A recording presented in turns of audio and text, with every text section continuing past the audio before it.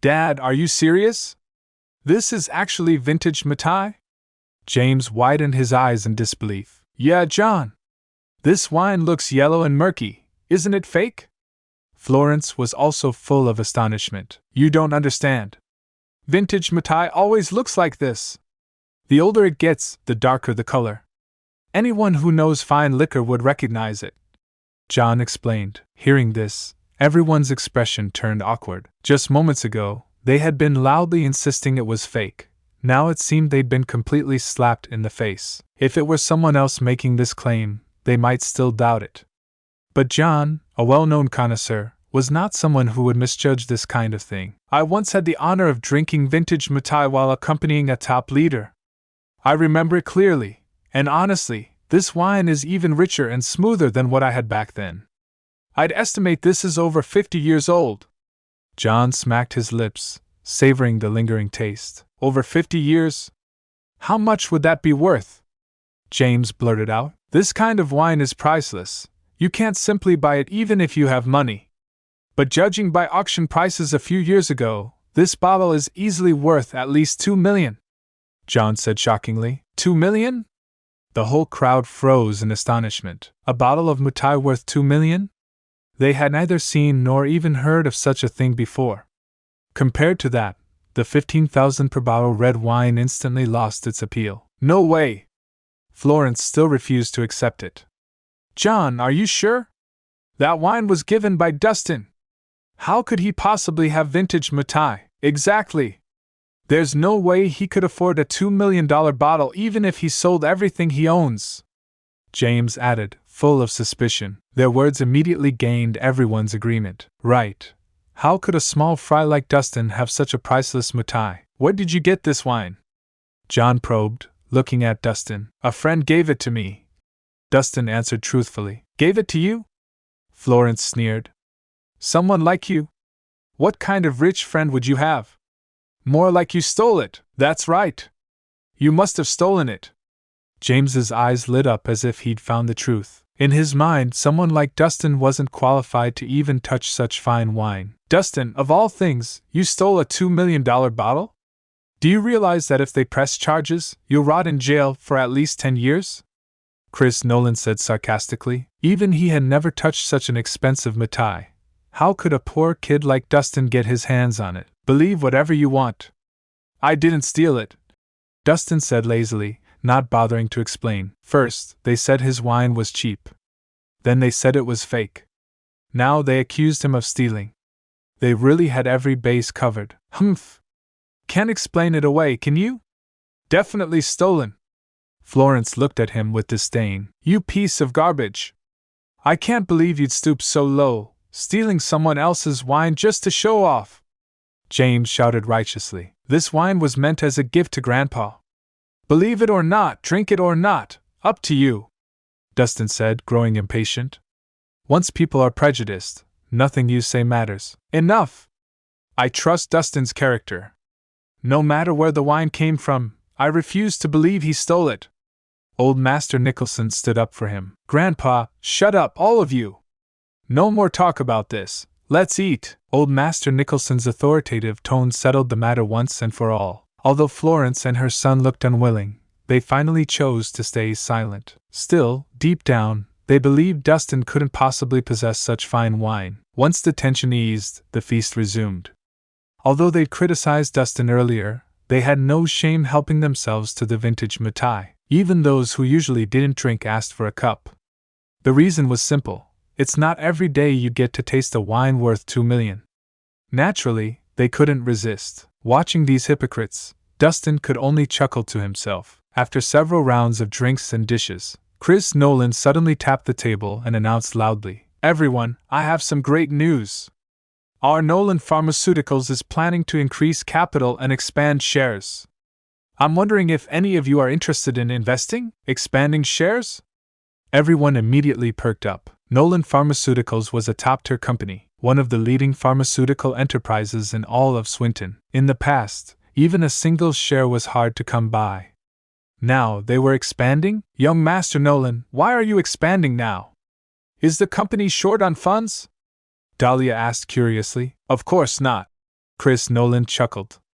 We're preparing to go public. You all know Nolan Pharmaceuticals' strength and reputation. This expansion is mainly to reward a few veteran employees. Since slots are limited, we haven't made it public. But if any of you are interested, I can reserve a few spots. His words instantly sparked excitement among the guests. Who didn't know Nolan Pharmaceuticals minted money? Buying shares now meant endless future dividends. It was an opportunity too good to miss. Count me in! I can invest $5 million! James was the first to raise his hand. I'll put in $8 million! Florence shouted excitedly. Great! You two got spots! Chris Nolan grinned happily. You can't play favorites. I want to join too. $3 million. And me.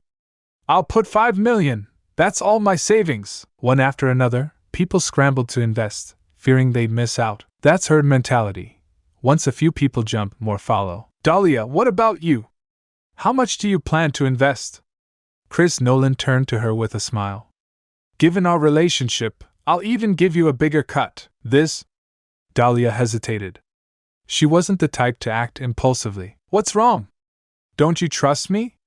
Chris Nolan pretended to look hurt. I only brought this up because I value you. If you don't trust me, forget it.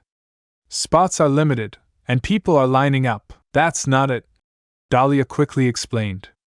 In a few days, I'm partnering with the Harmon family to establish a new company. I need to keep some backup funds for emergencies. How much reserve do you have? Chris Nolan asked. Not much, about $80 million. $80 million is more than enough. To be honest, the collaboration with the Harmon family won't require that much. You're better off investing in Nolan Pharmaceuticals. The annual dividends alone are substantial. Chris Nolan reassured. Yeah, Dahlia. Hurry up and invest. This kind of opportunity doesn't come twice. Florence urged. Exactly, sis. You're still hesitating? Don't forget, young Master Nolan has helped you so many times. James added. If you trust me, invest.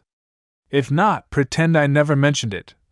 Chris Nolan pulled a retreat to advance move. All right then.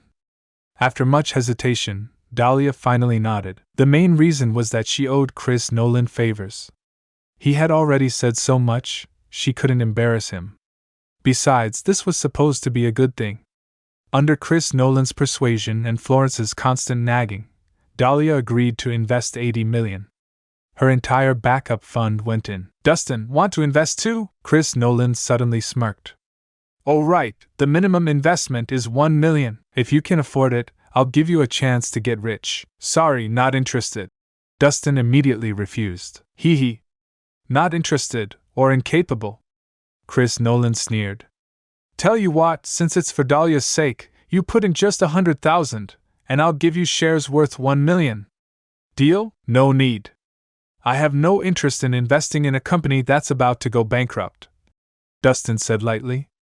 The words instantly froze Chris Nolan's smile. And just can't accept it. This can't be the end yet. You promised to never leave, and now you're gone. Can't believe I can feel the world slipping away as you slowly fade from my everyday. You promised forever a love without end, but now I'm left broken, struggling to mend. I thought we were so tight, destined for a lifetime, love with no end, love with no end. Staying in my imagination, memorizing the past time, the secrets, the love, the care, now they're echoes in the air. I still see your face in every place, feel your warmth, your gentle grace, but now there's just an empty space, and I'm lost in this endless chase, keeping you in my heart. piece of you I'll never let